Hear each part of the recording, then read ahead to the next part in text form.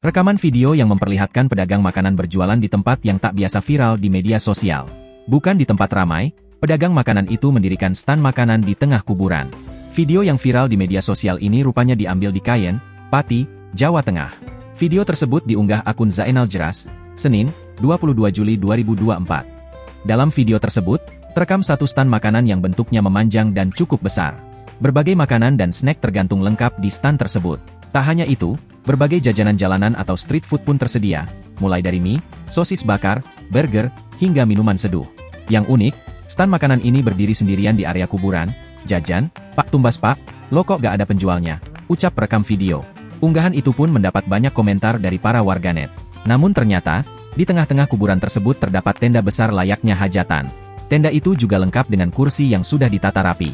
Bahkan sound system lengkap juga tersedia di lokasi. Sejumlah orang juga nampak mengantarkan makanan di dalam bangunan di tengah kuburan.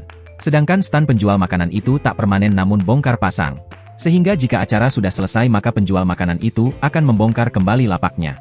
Video itu sendiri direkam di Desa Rogomulyo, Kayen, Pati, Jawa Tengah.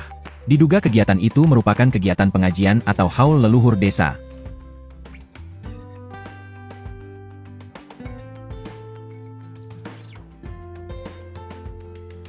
Download Tribun X sekarang, menghadirkan lokal menjadi Indonesia.